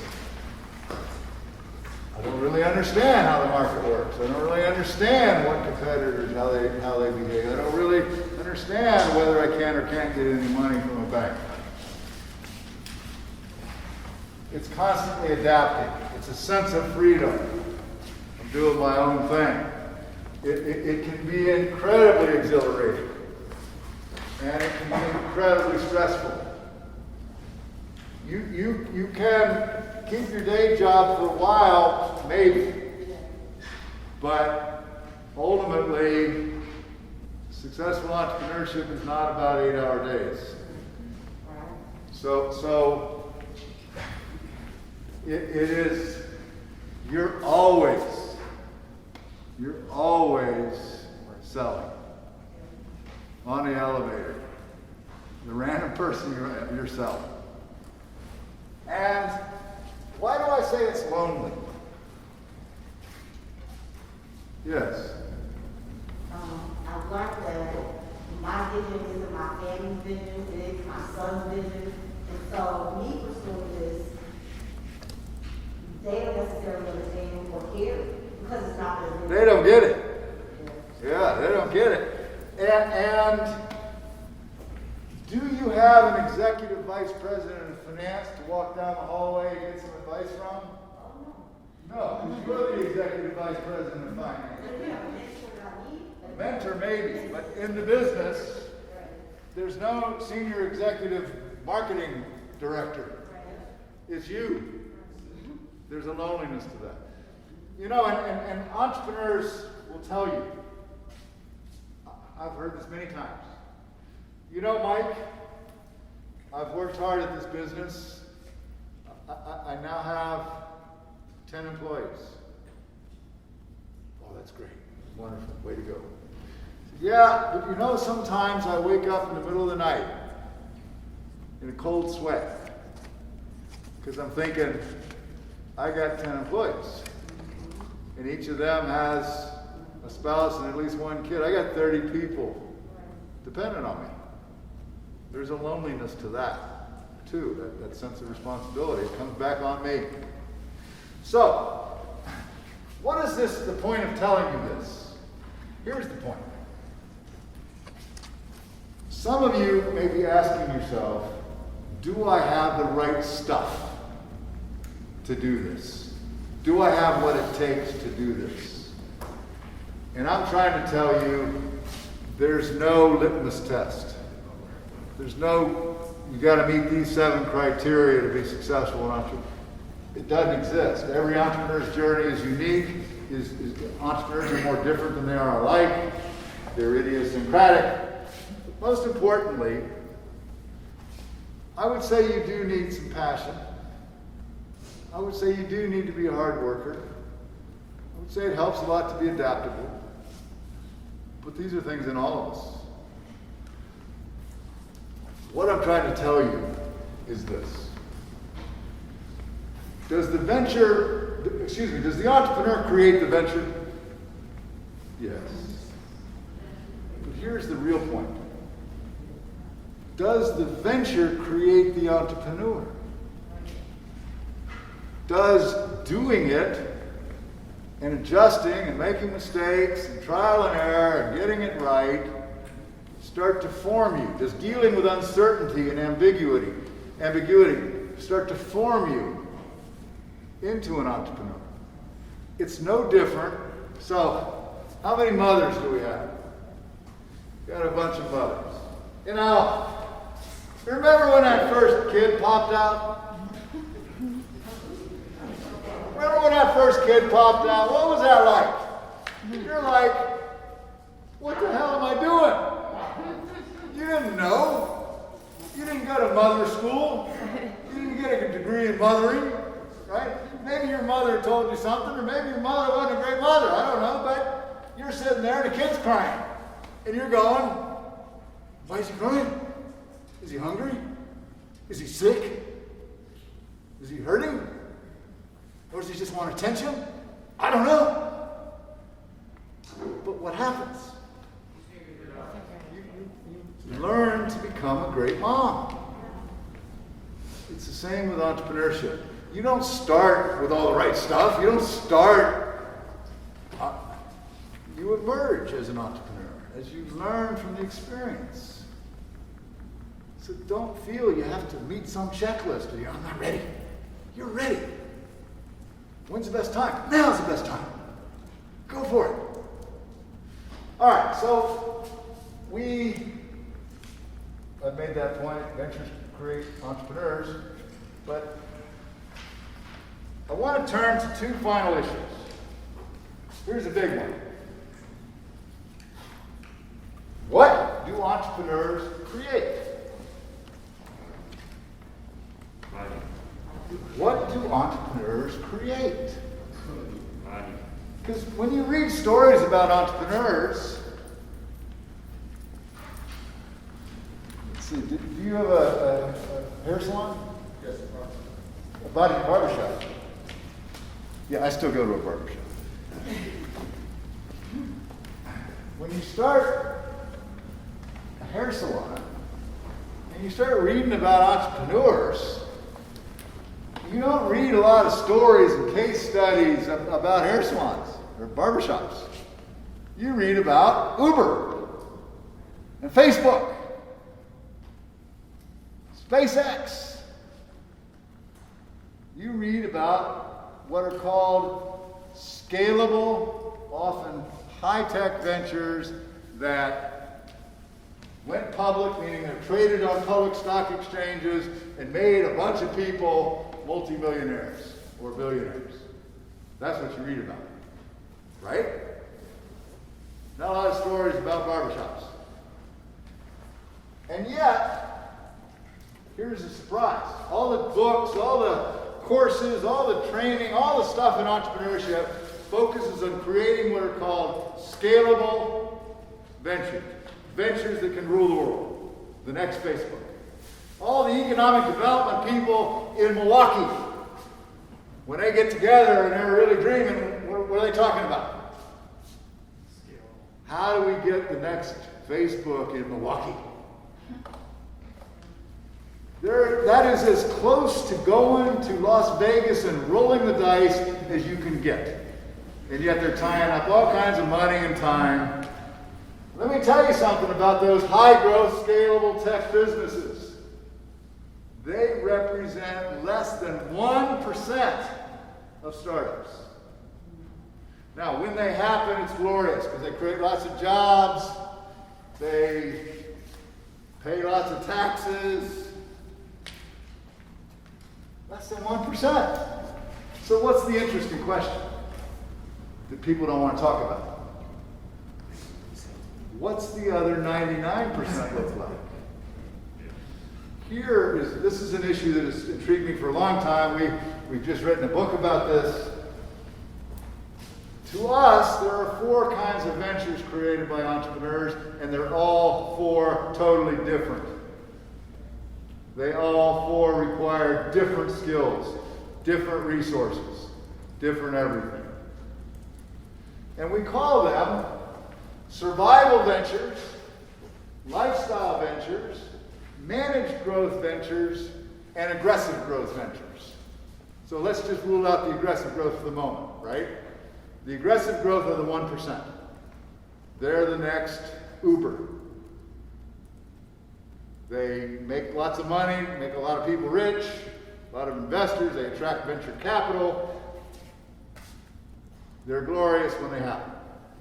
And many of businesses that think they're going to be that never become that and flame out. But that's the high growth or aggressive growth, the high growth or aggressive growth venture. I hope some of you start one of those. But it's 1%. Now, think about the other 3. Survival ventures, lifestyle ventures, and managed growth ventures. What's a survival venture? Creating a job. It's basically creating a job for myself, creating income for myself. It's usually a sole proprietor who probably doesn't have any premises or facilities, works from home or works from a vehicle, right? So think about that guy out on the corner, right? And he's out on the corner 5 days a week from about 10:30 in the morning to about 2 in the afternoon. And he has this cart he brings with him, and he sells hot dogs from the cart. Think about that person that comes to your house and does odd jobs. Clean out the gutters for you, put up a picture for you, change a high light bulb for you, whatever. Patch a hole in the wall. That handyman, or handy woman, that hot dog guy, how much money do they make this week? Enough to survive. Enough to pay this week's bills, or maybe last week's bills, and get by. It may be a living, but that's all it is. Everybody get survival? Why am I introducing this? Because I want you to think about what I'm trying to create. Some of you are sitting here going, every venture I've ever heard about is like Uber. I don't think I can create the next Uber. That's not me. I don't have that. Well, you need to understand the possibilities, and there are 4. So if it's not survival, then it's lifestyle. People misinterpret the word lifestyle to mean I can do it at my leisure. I can do it so it fits my lifestyle. That's not what we mean. A lifestyle business affords you a decent lifestyle. So, when you came here today, what did you pass? You passed a hardware store. You passed a auto repair shop. You passed a hair salon or barber shop. You passed a shoe repair business. You passed a bar or a local restaurant, right? They're all lifestyle businesses. Is the guy that owns that bar or that hardware store getting rich? No. No. We're not producing any millionaires. But does the restaurant afford me a decent living? I have premises. Maybe I don't, maybe I do. I have employees. I can put money back into the business. So in my barber shop, every 4 years, I can put new leather on the chairs, or change out the chairs, or put up new mirrors, or put a new stereo system in so music's playing or sports are playing or whatever when people are getting haircuts. I could take a vacation every couple years. Maybe I could send my kids to school. I ain't getting rich, but I'm doing okay. Do you get lifestyle? Yeah. You with me? Okay, managed growth. Lady decides to start, she's been a real estate agent. Okay? She's been a real estate agent, and she has been tired of working for somebody else as a real estate agent, has to pay a bunch of her commissions to the agency, has to pay for computer, pay for all this other stuff. And so she decides to start her own agency. Right? However, she starts it, and after a year, opens a second office, and then a third office. And 12 years later, she has 20 offices in eastern Wisconsin. And she has a division of her company that focuses on commercial real estate and one that focuses on residential real estate. And she's even invested in a community bank that lends mortgages. She has not just tried to increase her sales at her hardware store. She has expanded. So managed growth means expansion. But not wild, unfettered expansion like Uber had. Stable, steady, careful expansion. From 1 to 2 to 5 locations or whatever. You get managed growth. You with me? 85% of startups are survival and lifestyle. Only 15% of startups achieve meaningful growth, which tells you what? Most small businesses start small and stay small. They don't seek growth. I'm happy with my single location of my barber shop. Maybe I have 2 locations, but I don't want 7. I'm happy with the 2. It's a lifestyle business, right? Why am I making a big deal out of this? Because, and I have 3-hole punch these so they'll fit into your binders, but let me just give you a bunch. Sorry. Here it is. These pieces of that. Yep.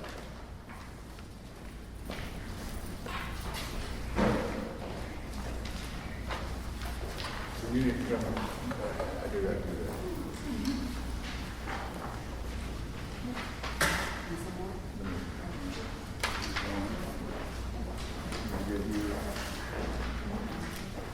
Give me one more.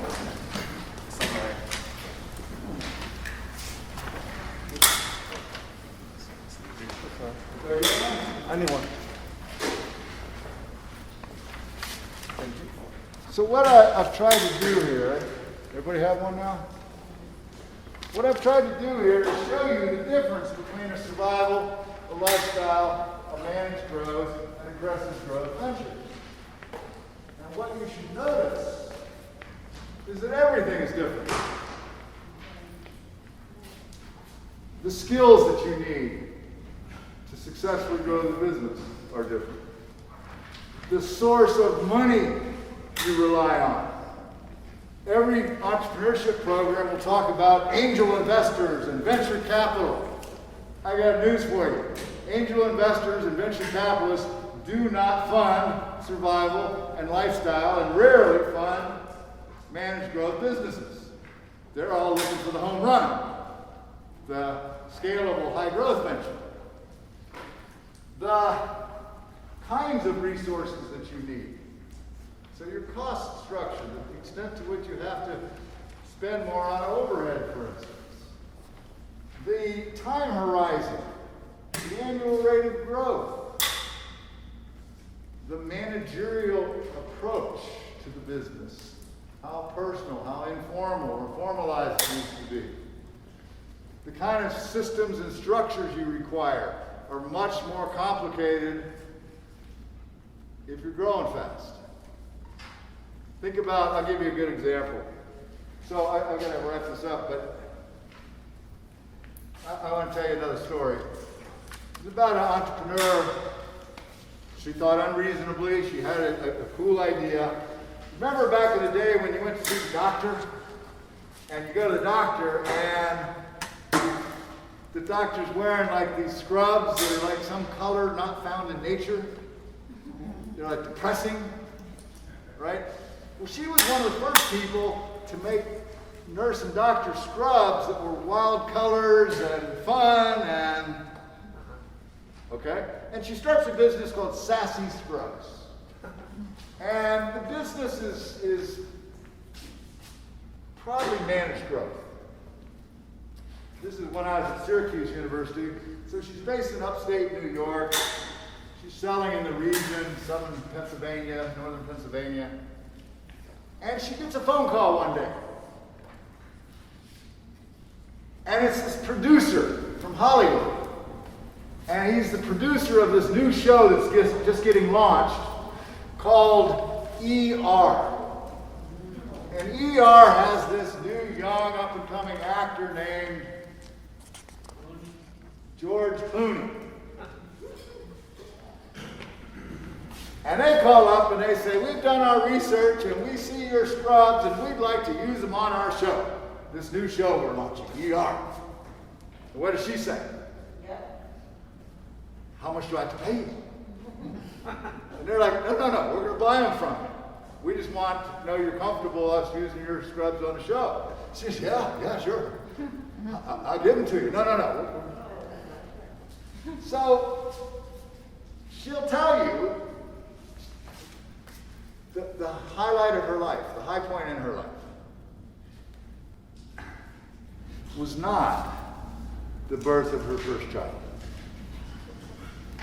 She will tell you the highlight in her life, high point was she got invited to Hollywood to watch him film an episode of ER, and she got to meet George Clooney, and she got a big kiss from him right on the cheek. Isn't that a nice story? Yeah. Don't you like that story? She was out of business 6 months later.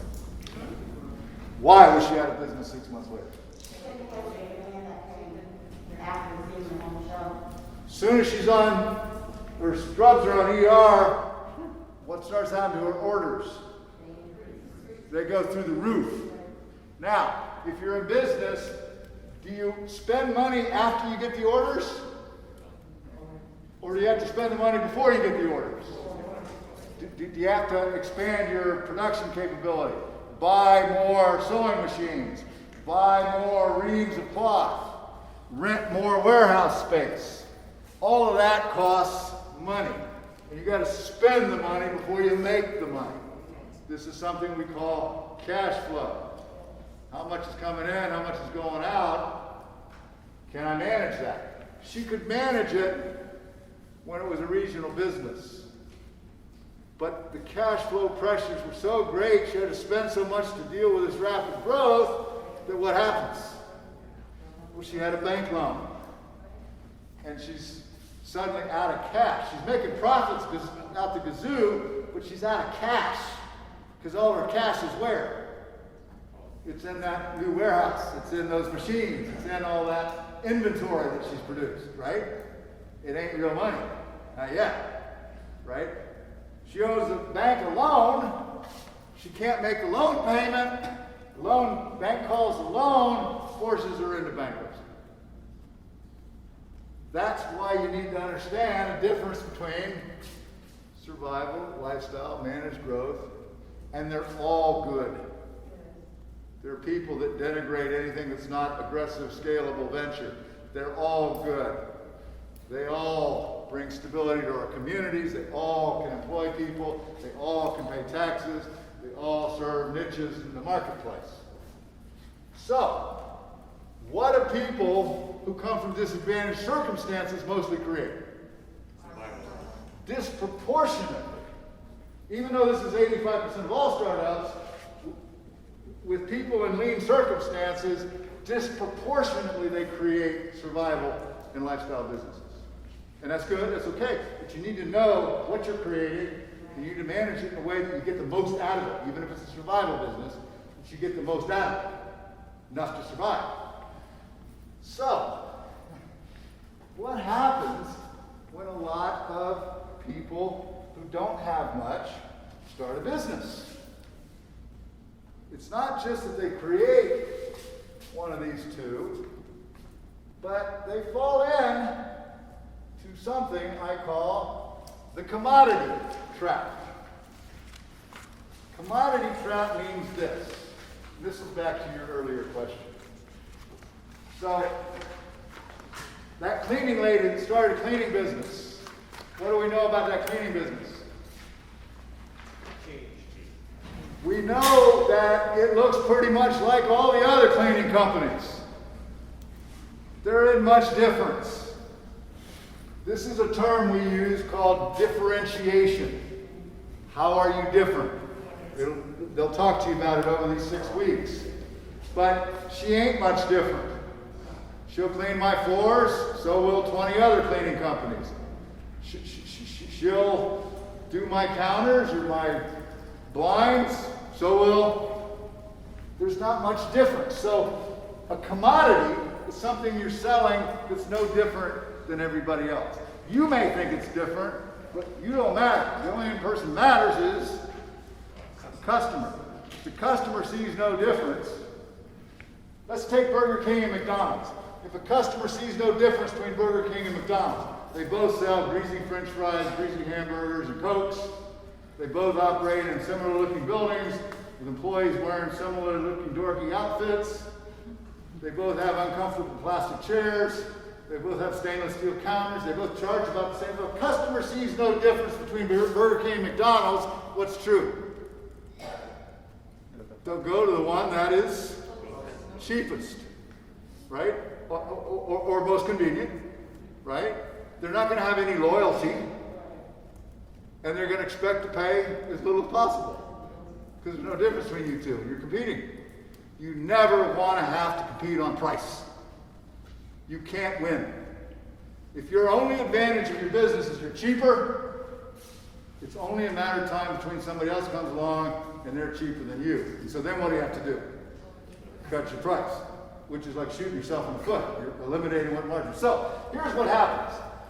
We start commodity businesses. Who's doing most of the labor in the business? Corey's making that barbecue. Lakita is making those bibs. She doesn't have like a production team. It's her, right? Not only doing the production, what else is she doing? She's doing the selling. She's doing the record keeping, recording transactions, recording expenses. She's doing it all, right? So it tends to be work that is not machine-based. It tends to be very labor-intensive, right? And what did she do with her prices? She set them low because she felt she had to be competitive. But her costs are high. Why? Because she's doing it herself. It's labor-intensive. She doesn't have the money to buy an industrial oven or equipment. So she's doing a more laborious kind of approach. And she doesn't have the technological literacy to use a lot of software products that might make things more efficient. So you end up, and as you've seen, I'm working from home or from whatever my capacity is constrained. I have small volumes with low margins and a product that's hard to differentiate, that's labor intensive. This is the strategic challenge most of you in some form will face. And the challenge is, how do we break out of this? How do we differentiate ourselves? How do we find ways to be more efficient? Can you make money? Think about this. If you're a food business and you buy your food at retail, at Walmart, that you then prepare and sell at retail, can you make money? It's very hard. Where do you need to do your buying? from a wholesaler. What's the problem with buying from a wholesaler? They require you to buy a minimum amount, right? And you not only don't have the cash to pay for the minimum amount, you don't have the capacity. So you're buying retail, driving up your unit costs. This is what we're trying to deal with over these 6 weeks. Ways to make the survival business, or the lifestyle business, or the managed growth business, or the aggressive growth business sustainable, which is attacking the commodity trap. Does that make sense?